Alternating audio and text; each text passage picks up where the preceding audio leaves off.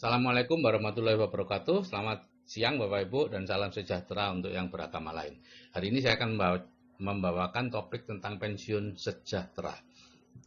Gambarnya ini keluarga muda karena saya kenal dengan seseorang yang umur 21 sudah pensiun. Walaupun tentu saya juga mengenal orang yang umur 75 pun tidak bisa pensiun. Gitu ya. Jadi pensiun itu bukan masalah umur Bapak Ibu. Pensiun itu masalah ketersediaan dana pensiun. Kalau dana pensiunnya sudah tersedia, Bapak Ibu umur 20 pun Bapak Ibu akan pensiun. Karena semua orang bekerja itu sebetulnya hanya untuk mencari uang atau mencari nafkah. Kalau uangnya sudah ada datang terus-menerus, ngapain juga bekerja? Kita bekerja di bidang yang lain, bidang sosial, bidang pengabdian, bidang penelitian, atau bekerja membangun aset, bukan lagi mencari uang. Ada 3 pilihan Bapak Ibu dalam menjalani hidup, yaitu bekerja selama 2-5 tahun atau sementara lah, entah 5 tahun, 10 tahun. Kemudian pensiun sejahtera sampai akhir hayat. Gitu ya. Yang pilihan kedua adalah kita bekerja mencari nafkah seperti biasanya 30-40 tahun, setelah itu pensiun dan pensiunnya tanda tanya. Apakah baik atau tidak tergantung dari dana pensiun yang Anda miliki. Ya, yang ketiga adalah bekerja mencari nafkah 40-60 tahun, yaitu sampai akhir hayat. Bisa di satu bidang pekerjaan, seperti dokter, pengacara ya, seperti saya dulu, atau di berbagai bidang. Misalnya pensiun dari tentara kelas pangkat menengah gitu, kemudian menjadi satpam. Kalau pangkatnya tinggi menjadi penasehat, menjadi komisaris, menjadi konsultan atau apapun gitu ya. Setelah itu kemudian bertani atau buka toko atau berdagang atau apapun gitu ya. Artinya terus-menerus bekerja, bekerja dan bekerja. Nah, kira-kira mana yang paling enak? Tentu yang di atas ya, yang bekerja sementara. Yang paling tidak enak yang mana? Tentu yang paling bawah sebetulnya ya, bekerja mencari nafkah sampai akhir hayat. Tapi problemnya yang di tengah itu merasa bahwa yang di bawah itulah yang enak. Gitu ya. Saya dulu seperti itu Bapak Ibu. Waktu saya jadi dokter di puskesmas, buat teman-teman kepala dinas yang lain selalu menggoda saya, wah paling enak ya jadi dokter ya, tidak ada pensiunnya. Waktu itu saya bangga, tidak ada pensiunnya. Tapi setelah mengetahui tentang ilmu keuangan, wah tidak ada pensiunnya, artinya tidak bisa pensiun dong, gitu ya. Dan ternyata memang begitu Bapak Ibu.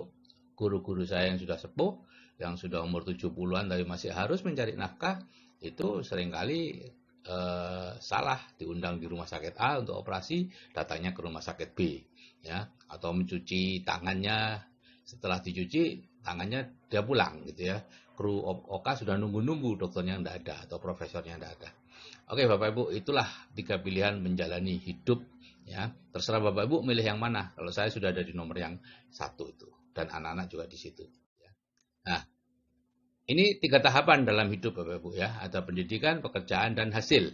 Ya, pendidikan seperti SD, SMP, SMA dan seterusnya, pekerjaan itu guru, dosen, tentara, bupati dan seterusnya. Hasil itu ya penghasilan 1 juta misalnya, tabungan 2 miliar, rumah 2 hektar dan seterusnya. Problemnya adalah nyaris tertutup mengenai hasil kita ya. Kenapa? Karena sejak kecil kita dididik untuk hanya melihat pekerjaan.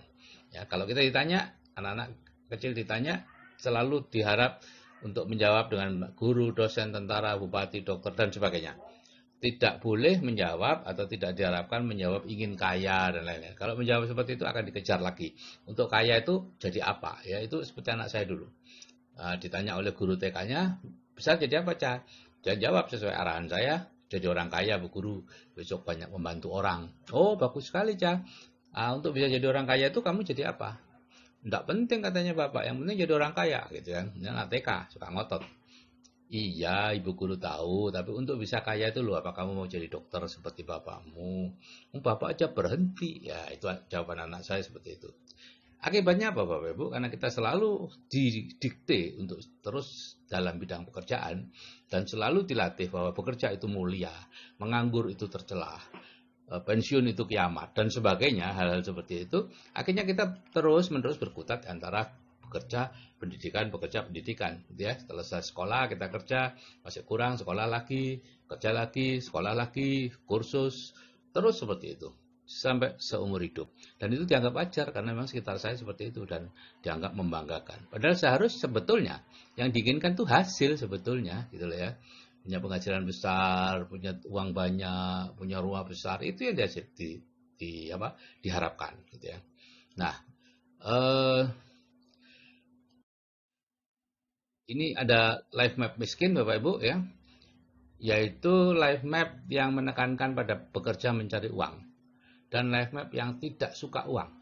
Ya, sejak kecil kita dilatih untuk tidak suka uang loh Bapak Ibu ya. Uang tidak dibawa mati ya, masalah karena uang itu menyebabkan pertengkaran, hal-hal seperti itu yang kita anggap benar ya. Nah, orang yang mendapat life map miskin atau di otaknya itu ada life map miskin, itu biasanya jatuh dalam kondisi salah satu dari dua ini. Yang pertama sudah bekerja keras bertahun-tahun penghasilannya begitu-begitu saja, atau yang kedua sudah berpenghasilan besar bertahun-tahun tabungannya segitu-gitu aja.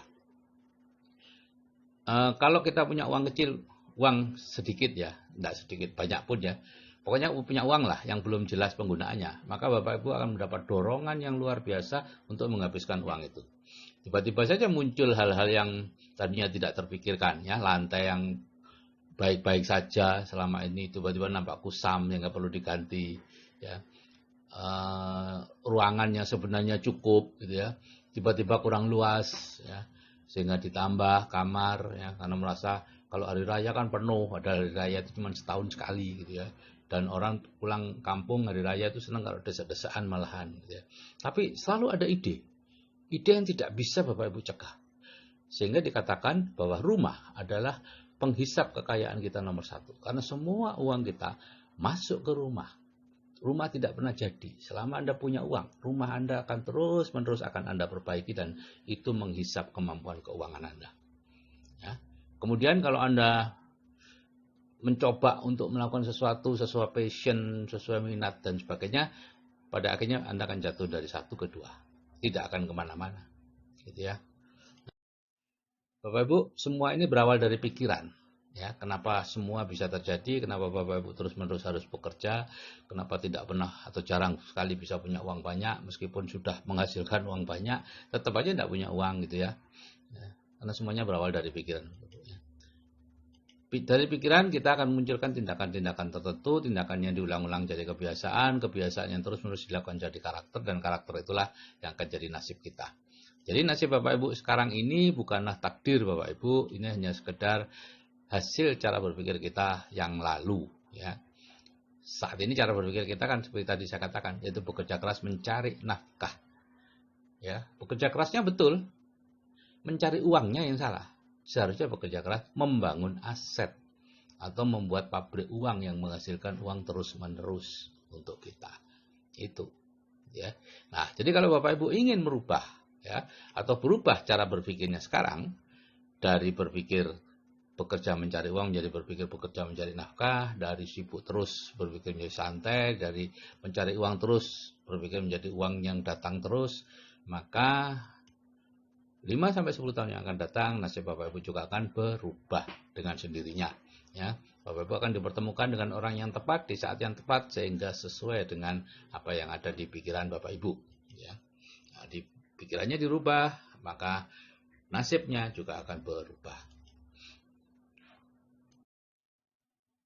Untuk bisa merubah cara berpikir, kita perlu melakukan yang disebut reprogramming pikiran bawah sadar, gitu ya. Karena di dunia ini Bapak Ibu biasanya yang dikabulkan itu bukan keinginan kita, tapi kebutuhan kita. Nah, problemnya adalah yang disebut kebutuhan itu banyak orang yang tidak tahu bahwa yang disebut kebutuhan itu adalah segala sesuatu yang tersimpan di pikiran bawah sadar. Ya, yang merupakan 90% dari pikiran kita. Sedangkan keinginan itu hanya ada di pikiran sadar yang hanya 10% dari pikiran kita. Sehingga kita mintanya A, dapatnya B. Ya, minta punya banyak uang, dapatnya banyak hutang, gitu ya.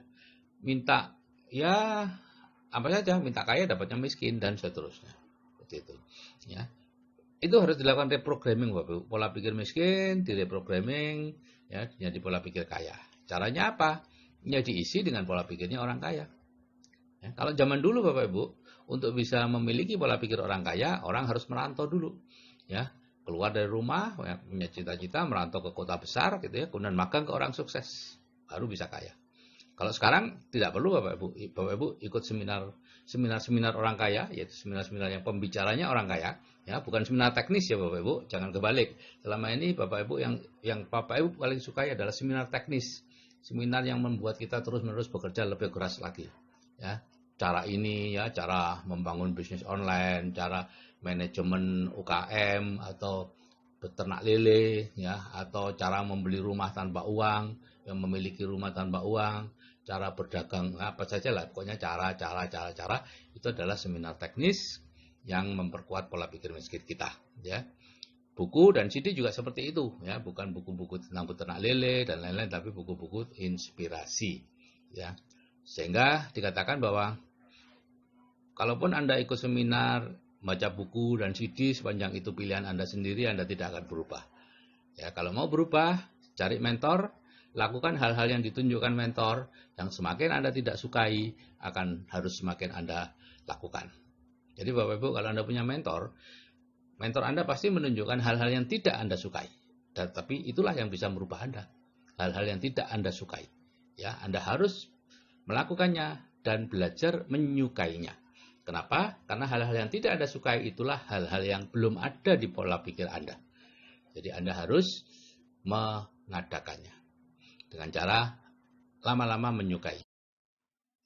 Dan di grup, saya punya grup Bapak Ibu, grup namanya grup WA Building the Dream. Ya, mungkin sebagian yang mendengar ini sudah masuk di situ. Ya, di grup WA Building the Dream itu ada 2 audio hipnoterapi. Yang pertama memiliki penghasilan pasif 100 juta sebulan, yang kedua kehidupan dengan penghasilan pasif 100 juta sebulan. Ya, dua-duanya perlu didengarkan untuk meningkatkan plafon rezeki dalam waktu 21 hari. Ya, kalau masing-masing mendengarkan 1 kali, 21 hari. Kalau masing-masing 2 kali sehari, ya 11 hari. Pokoknya masing-masing 21 kali lah untuk didengarkan ini. Ya. Jadi ada 3 tahap perubahannya Bapak Ibu, yaitu yang pertama di grup WA Building the Dream, ya, sekarang ada sekitar 300-an grup WA Building the Dream, ya, bulan Maret 2018 ini, April 2018 ini. Di situ Bapak Ibu mendengarkan 2 audio hipnoterapi penghasilan pasif 100 juta sebulan dan satunya lagi itu sebanyak 21 kali. Terus ada lagi pengetahuan-pengetahuan tentang bisnis, keuangan, tentang pikiran, bawah sadar, Ho'oponopono, law of attraction dan macam-macam. Tapi terus terang itu tidak mengubah hidup. Itu hanya membuat Bapak Ibu lebih pintar, gitu aja, lebih tahu. Tapi sama sekali tidak akan mengubah kehidupan Bapak Ibu. Karena itu hanya sekedar pengetahuan di pikiran sadar, gitu ya. Seperti sekarang banyak orang tahu bahwa olahraga itu baik untuk kesehatan, semua orang ingin sehat, tapi berapa banyak yang mau olahraga? Semacam itulah, gitu ya. Nah, tahap yang kedua, setelah Bapak Ibu mendengarkan audio itu 21 kali, Bapak akan dipindah ke grup program lanjutan, menghadiri seminar yang ditunjuk, ya, minimal 3 kali, ya, dalam 1 tahun, ya. Seminarnya memang 3 kali. Dan mohon maaf, saya tidak jualan seminar Bapak Ibu, ya. Saya juga ikut seminar ini, saya bukan penyelenggaranya, dan berapapun saya mengajak orang untuk ikut seminar, Bapak, saya tidak mendapatkan apa-apa dari panitia, gitu ya. Saya sama dengan Bapak Ibu, bayar 600.000 setiap kali ikut seminar 2 jam, gitu ya. Saya biasanya sekeluarga ikut. Ya. Dan dilanjutkan dengan mendengarkan audio CD dari mereka, pembicara-pembicara yang orang kaya tadi, ya. Pensiunannya sudah berpenghasilan lebih dari 100 juta, banyak sekali orangnya, ya. Terjadi internalisasi program di pikiran bawah sadar, maka mekanisme sukses otomatis akan jalan dan mengejarnya, gitu ya. CD-CD-nya juga saya kirimkan secara gratis di WA untuk para anggota, gitu ya. Pokoknya tidak ada yang bayar, ya, kecuali seminarnya itu Bapak Ibu bayar tentunya. Karena bukan saya yang menyelenggarakan. Kalau saya menyelenggarakan tidak perlu bayar, Bapak Ibu, ya. Nah, tahap yang ketiga itu ada 2 pilihan. Ya, Bapak Ibu bisa menemukan sendiri cara membangun dana pensiunnya, dan pasti akan ketemu Bapak Ibu, jangan khawatir. Sekarang Bapak Ibu tidak tahu sih, memang iya, tapi nanti kalau sudah di tahap 1 dan 2, sudah hadir di leadership seminar dan sebagainya, maka Bapak Ibu akan tahu sendiri apa yang harus dilakukan, investasi di bidang apa, bisnis di bidang apa, itu nanti akan tahu sendiri. Ada 2 pilihan, yaitu membangun sendiri atau dengan bimbingan di grup CA, ya.